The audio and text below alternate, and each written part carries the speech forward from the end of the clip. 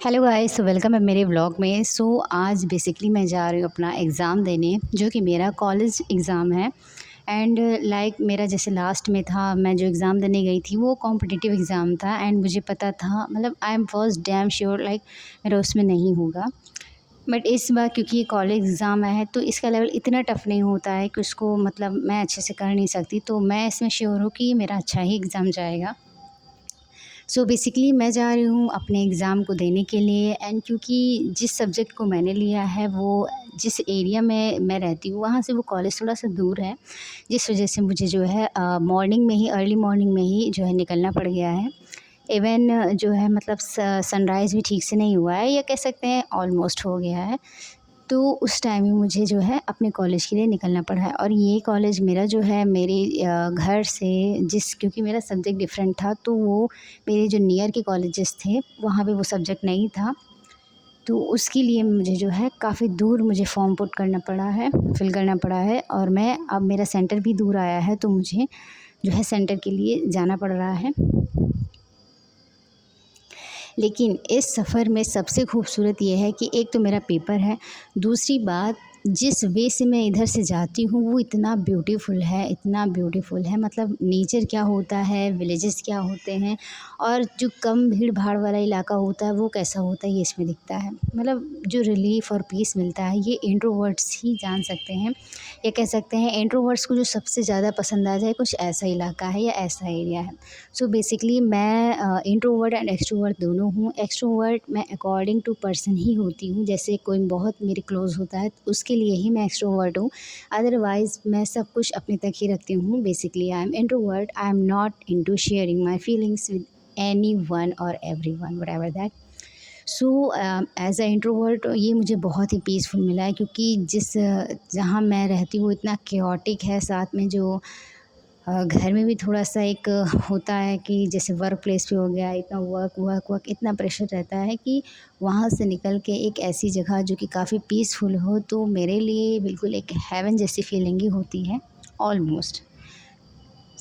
आज मैं आपको बात करते-करते मैं आज आपको एक ऐसे रास्ते में मतलब घुमाते हुए लेके चलूँगी जो कि आपको देखने में बहुत सुंदर लगेगा। यहाँ की जो ग्रीन ग्रीनरीज़ हैं, पेड़-पौधे हैं, वो आपको बहुत पसंद आएँगे।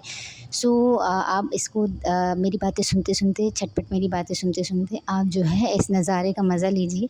यहाँ आपको जो है बहुत सारी फसलें मिलेंगी, बहुत सारे मतलब आपको वाक़ई मिलेगा कि इंडिया का गाँव या जो विलेजेस होते हैं वो कैसे होते हैं, वो आई थिंक ऑलमोस्ट सभी को पता है। जिनका ननिहाल या पैतृक गाँव अगर गाँव में होता है या पैतृक घर गाँव में होता है तो उनका अक्सर करके गाँव में आना-जाना लगा रहता है। बेसिकली मैं भी आपको वैसे ही दोबारा से आपको उन्हीं यादों के दौरान ले चलती हूँ जब आप छोटे थे, या आप अगर रिसेंट में ही अपने गाँव गए हों तो आपको कैसी वो फीलिंग रही होगी, वो आप देखिएगा। क्योंकि गाँव में सबसे अच्छी चीज़ें क्या होती हैं, मैं एज़ अ पीपल तो मैं नहीं बोल सकती क्योंकि मेरा ननिहाल भले ही गाँव में है, मतलब जो मेरी नानी का घर है वो एक गाँव में है। बट मेरा इतना कुछ वहाँ के लोगों से मतलब क्योंकि मैं इंट्रोवर्ट हूँ तो मेरा इतना कुछ वो भी नहीं होता था कि मैं घर-घर जाके लोगों से बात करूँ, या रास्ते में भी कोई मिल जाए या कोई मुझे बुला ले तो बस अगर वो मेरे से बोलेंगे कि नमस्ते, हेलो, हाय, तो मेरा भी बस हेलो, हाय। फिर उसके बाद मैं क्या करती हूँ, वो क्या करती हूँ, मुझे ना उससे कोई फ़र्क ही नहीं पड़ता। मैं अपने रास्ते, वो अपने रास्ते। तो मैं ननिहाल में भी जाती हूँ तो उस ननिहाल में मैं सिवाय नाना के यहाँ मतलब नानी के यहाँ, नानी के घर के अलावा और कहीं पे भी मेरा आना-जाना या बोलना-चालना नहीं होता है। तो बेसिकली मैं ये नहीं बता सकती गाँव के लोग कैसे होते हैं, बट आई थिंक अच्छे ही होते हैं। बट यहाँ के प्लेसेस मैंने देखे हैं, क्योंकि मैं भी जिस एरिया से बिलॉन्ग करती हूँ मैं उसको गाँव तो नहीं कहूँगी, बट हाँ कहीं न कहीं वो एक सॉफ्ट कोर है जो कि सिटी से अलग थोड़ा-सा डिफरेंट होता है। बेसिकली मैं एक कस्बे से बिलॉन्ग करती हूँ जो है गाँव से थोड़ा-सा आगे होता है और सिटी से थोड़ा-सा पीछे होता है। बट बहुत पीसफुल है मेरे लिए, क्योंकि वो मेरा घर है, वहाँ मेरा घर है। इसलिए कहते नहीं है, जब घर जहाँ पे होता है हमें आराम वहीं मिलता है। तो वैसे मेरे लिए भी चाहे वो मेरा गाँव हो, कोई कस्बा हो, कोई शहर हो, अगर मेरा घर वहाँ पे है तो वो मेरे लिए पीसफुल है, ठीक है? तो मैं आपको जो है लेकिन मैं जैसे कॉलेज मेरा अभी ये वाला जो मेरा कॉलेज है इसका जो सेंटर आया है ये इस एरिया से होते हुए जाता है। जो कि एक अच्छे एरिया में ही जाता है, क्योंकि सेंटर अच्छे एरिया में, बट बीच में ये एक बहुत प्यारा सा गाँव पड़ता है और बहुत ही प्यारा सा सफ़र पड़ता है, जहाँ पे ग्रीनरीज़ मिलेंगी, खेत मिलेंगे, खलिहान मिलेंगे। तो वहाँ मतलब मेरे घर से लेके निकलने से लेके कॉलेज तक के जो बीच का सफ़र है वो काफ़ी अच्छा होता है। और कहते हैं ना, अगर सफ़र खूबसूरत हो तो वाक़ई मज़ा आ जाता है, फिर मंज़िल का हमें इतना पड़ा नहीं रहता है। तो अब मुझे पता है कि मेरी मंज़िल भी अच्छी ही है। आफ्टर ऑल मेरा एग्ज़ाम है, कुछ भी कहिए, मैं थोड़ा नर्डी टाइप की हूँ, मतलब मुझे पढ़ाई-वढ़ाई को लेके बड़ा उसमें रहता है। हालाँकि ये है कि मैं कॉम्पिटिटिव एग्ज़ाम में भी क्लियर नहीं कर पा रही हूँ, मतलब मेरी गवर्नमेंट जॉब नहीं लगी है, एंड यही मेरा इस टाइम का सबसे बड़ा, सबसे ज़्यादा करियर को लेके डिस्गस्टिंग थिंग है। अब इसमें मैं कंप्लीटली किसी भी एक पार्टिकुलर चीज़ को दोष नहीं दे सकती, क्योंकि अगर कोई कहता है कि शायद मेरे लक में नहीं था, या तो मैं यहाँ पे भी ये सोचूँगी कि शायद मैं एक्सक्यूज़ बना रही हूँ, शायद मैंने मेहनत नहीं की उतनी कि मैं उसको पास करूँ। क्योंकि कई लोग होते हैं जो निकाल ले जाते हैं, और अगर निकाल ले जाते हैं तो उन्होंने भी मेहनत की होती है। वो हमेशा, अगर आप कोई भी इंसान अगर एक मिडिल क्लास बैकग्राउंड से बिलॉन्ग करते हुए वहाँ पे जाता है और उसकी गवर्नमेंट जॉब होती है, तो आप कभी भी उसको ये कहते हुए नहीं सुनेंगे कि उसका लक था, या अगर कोई उसको ये बोलता है कि लकी थे इसलिए हो गया, तो उसके अंदर एक थोड़ा-सा मतलब कामनेस आ जाती है, या एक थोड़ा-सा हो जाता है कि मतलब वो कहना चाहता है कि तुमने मेरे इसके पीछे की मेहनत नहीं देखी है। सो बेसिकली हो सकता है कि मैं अभी उतनी मेहनत नहीं कर पा रही हूँ कि मैं अभी उस एग्ज़ाम को निकाल पाऊँ। हालाँकि मेरा एक रिसेंट में और नेक्स्ट जो है एक एग्ज़ाम है, और मैं उस एग्ज़ाम को लेके इतना परेशान हूँ जितना मेरा लास्ट का एग्ज़ाम था उसके लिए। क्योंकि मेन इशू ये हो रहा है ना कि डिस्ट्रैक्शन इतने ज़्यादा हैं कि मेंटली उन चीज़ों को हैंडल नहीं कर पा रही हूँ मैं। कहीं न कहीं थोड़ा-सा पास्ट ट्रॉमास भी हैं, और सोसाइटी है, फैमिली है, एज है, एंड एवरीथिंग। तो इन सब के चक्कर में जो मेन पोटेंशियल जो मेरा रहता है एजुकेशन को लेके, मैं उसको भी हैंडल नहीं कर पा रही हूँ। हालाँकि इवन मैं खुद भी जानती हूँ कि अगर मैं मेहनत करूँगी तो मैं कर ले जाऊँगी, एंड आई होप सो जितनी जल्दी मेरा माइंड ये रियलाइज़ कर ले जाए कि एक्सक्यूज़ेस बनाना छोड़ दूँ और मेहनत करना शुरू करूँ, तो शायद मेरा हो जाए। एंड आई होप, मैं होप भी यही करती हूँ कि जल्दी से जल्दी मैं इस चीज़ को, मेरी मेंटली मेरा माइंड ये जो है ये समझ ले, और जिस दिन मेरा माइंड समझ जाएगा उस दिन से मैं हमेशा एक स्टेप आगे ही रहूँगी। ख़ैर, ये तो बात फ्यूचर की हो गई कि फ्यूचर में क्या होगा। अभी मैं आपको जो है कुछ एक आपका सिनेरियो बताती हूँ। मैं, क्योंकि जैसे मेरा एग्ज़ाम था, तो मैंने इससे पहले भी थोड़े एग्ज़ाम, मतलब कुछ एग्ज़ाम दिए हैं जो कि एलिजिबिलिटी के टेस्ट थे, तो वो मेरा इतना अच्छा नहीं गया था। मतलब 1-2 नंबर से मेरी एलिजिबिलिटी टेस्ट को जो है क्लियर होने से रह गया था। एंड जब कोई भी एग्ज़ाम आपका 1-2 नंबर से रह जाता है ना, उसका रिग्रेट इतना ज़्यादा होता है, इतना ज़्यादा होता है कि मैं क्या बताऊँ। एक तो हम लोग 1200-1300 रुपए एग्ज़ाम फ़ॉर्म को देते हैं।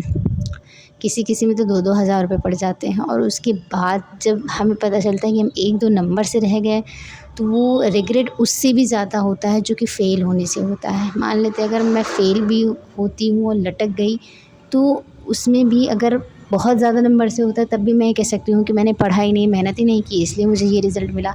लेकिन जब 1-2 नंबर से होता है ना, तो वो जो रिग्रेट होता है कि यार काश थोड़ा-सा और कर लिया होता।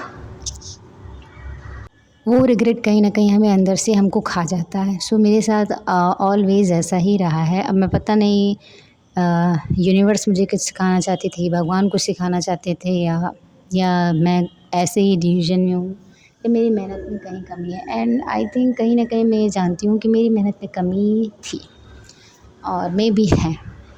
सो ये तो अलग बात हो गई। तो मैं ऐसे ही, अब क्योंकि मेरा हमेशा से रहा है कि मैंने जो एग्ज़ाम दिए वो मेरे लटक गए, तो मेरे अंदर कॉन्फिडेंस तो बना नहीं। ऊपर से कॉन्फिडेंस इतना लो हो गया कि अब मैं खुद के ही बारे में नेगेटिव बोलने लगी हूँ। कोई भी चीज़ कर रही होती हूँ तो मैं बोलती हूँ कि मेरा तो कुछ नहीं होने वाला है, मेरा तो कुछ नहीं होने वाला है, ये भी लटक जाएगा, ये भी अटक जाए, हमेशा हो जाता है तो इस बार भी हो जाएगा। एंड ये बात मैंने अभी जो मेरा रिसेंट का पेपर होने वाला है उसका एडमिट कार्ड मैंने निकलवाया, जिसका सेंटर काफ़ी दूर आया है, एंड अब मुझे वहाँ पे भी जो है जाना है। तो अब क्योंकि मेरे इधर कॉलेज एग्ज़ाम एंड वो वाले पेपर भी साथ ही चल रहे हैं, ऊपर से मेरा वर्क प्रेशर भी थोड़ा ज़्यादा था, एंड मैं भी थोड़ा एक्सक्यूज़ेज़ बनाने में काफ़ी माहिर हूँ। तो मैंने पढ़ाई में कुछ ख़ास उसके लिए प्रिपरेशन नहीं की, and I know this is really an excuse. तो जो लो कॉन्फिडेंस मेरा था एक तरीके से थोड़ा-सा पेसिमिस्ट हो चुकी हूँ, निराशावादी जिसको बोलते हैं।